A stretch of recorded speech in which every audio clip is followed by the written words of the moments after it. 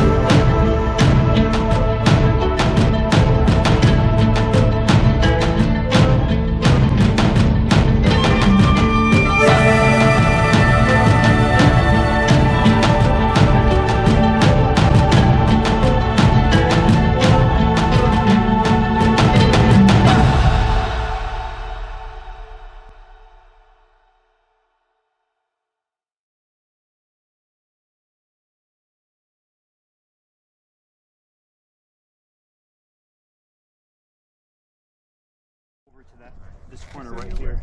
All right, thank you. No, we're going to stand, right? Okay. For a couple minutes. Okay. And if you need the chair, we'll bring it in.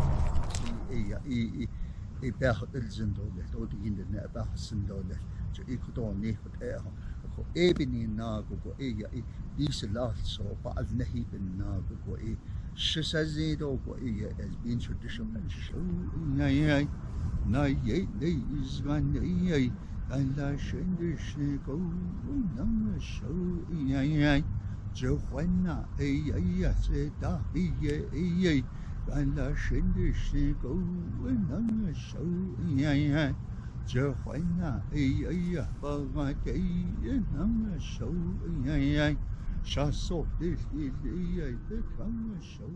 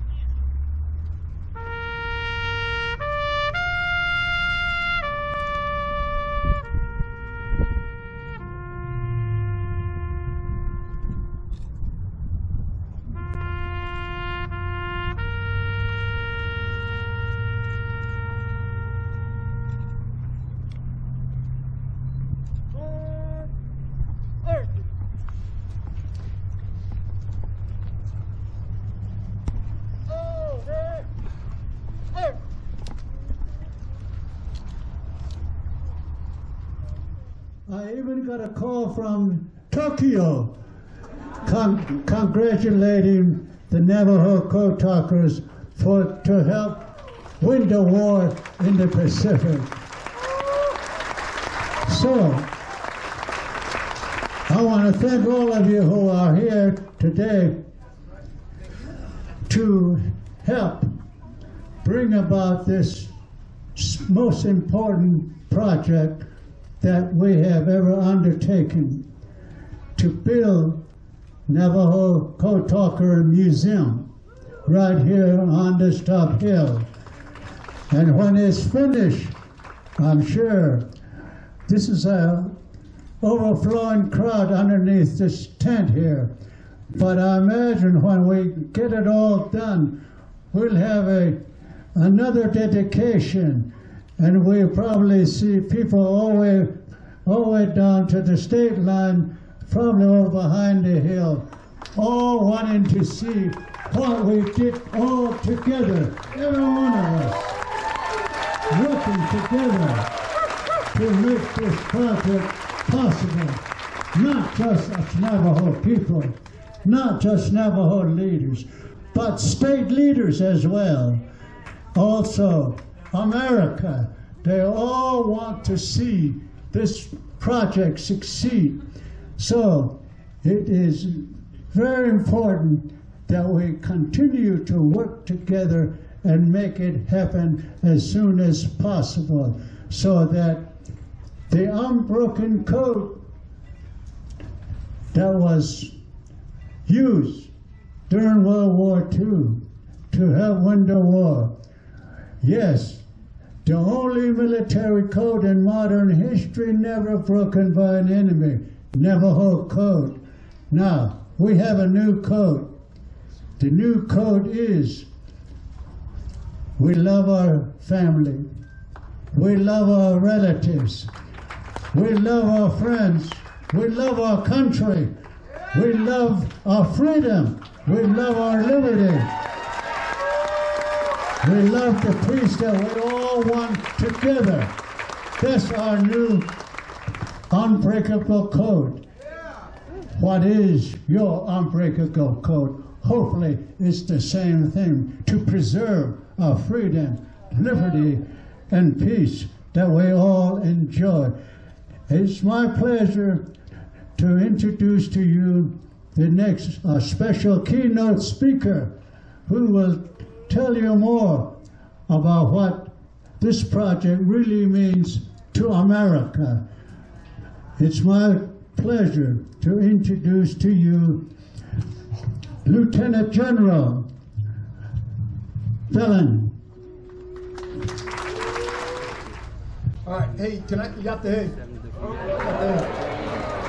Before I start, can I get the 4 young Marines from the Navajo Nation that I met earlier today out here? Can you please come up? There's 6 now, sir. 6, okay, 6. Please come up here. And so when we say to other Marines, please, it's not really please. So, truth in advertising. Come on up here, right here, and join me. And I'm going to come down because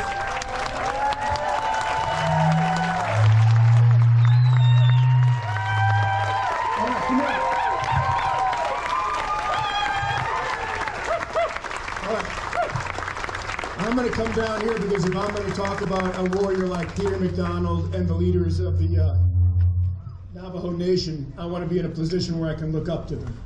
So, well, first of all, thank you very much for inviting us here. And on behalf of the Commandant of the Marine Corps, General David Berger, it is a great honor for us to share with you this day. I met these young Marines earlier today because last night I spent the evening in my hotel room looking at black and white photographs of Warrior McDonald and his brothers that the Navajo Nation gave to us 80 years ago. Now think about that. It's been 80 years since the Navajo CodeTalkers first came together. A lot of history has happened in those 80 years. But if you think about the 80 years that happened before that, the Navajo Nation had no reason to give us your warriors.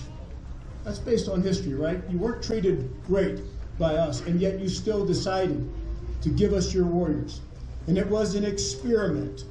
It was an experiment to see if somehow we could find an advantage. And almost by luck, what happened was 2 warrior tribes met each other. And we have now had an 80-plus year relationship based on mutual respect. The first Code Talkers went to boot camp just like these Marines did, with no special privileges. They went as a Navajo platoon, and their presence there was top secret. So no one could explain why they were there and why they were in a platoon. Now imagine 80 years ago how they might have been treated. And all they did was break records. And they were noted at that time as being one of the best platoons ever to go through Marine Corps basic training.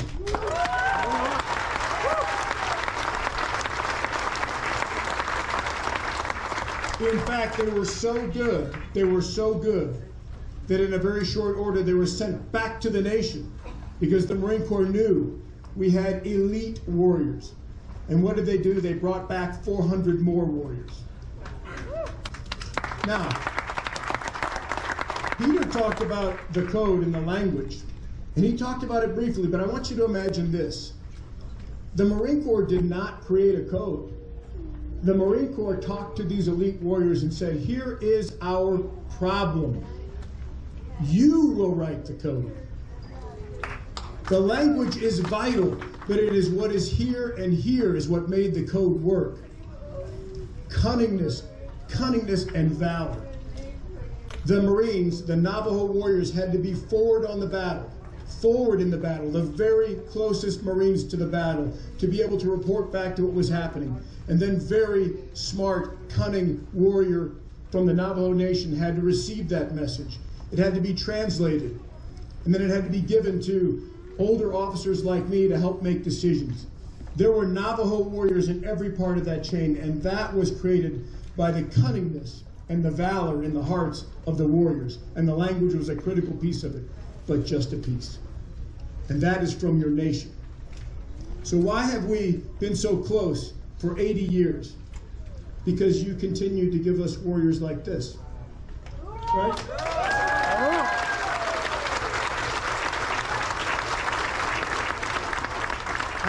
I looked at the photographs last night, and of course Peter looks a little different now, just a little. But he looked very much like this, right? And so did his brothers who showed up and gave their all for the nation. And you continue to give us your warriors. So this, like any relationship, it takes effort, right? If you really care of your family, the people closest to you, relationships take work. So today I am here on behalf of General Berger and the Commandant to say to you that we value this. We honor your traditions. We appreciate the valor of the warriors that you continue to give us. And this story needs to be told. So I will end by just asking these Marines to introduce themselves and their clans so that you know who they are. Yat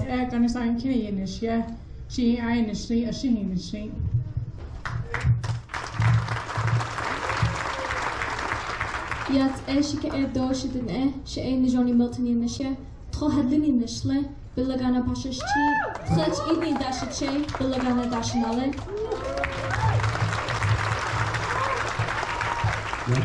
My name is Caleb Begay, Corporal Caleb Begay. My clan is Flushchi and Totachini, and I'll pass it over to you. My name is Corporal Douglas Stephen. My clan is Meadow People.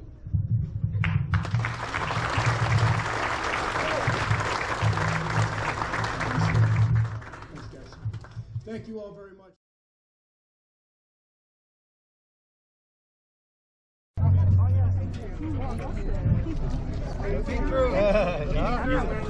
Behind you.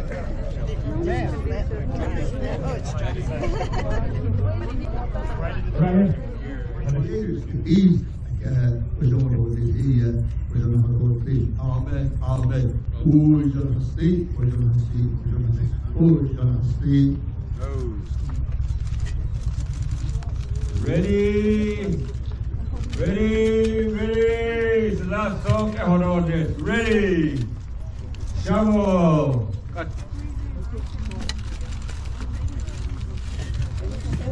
Okay,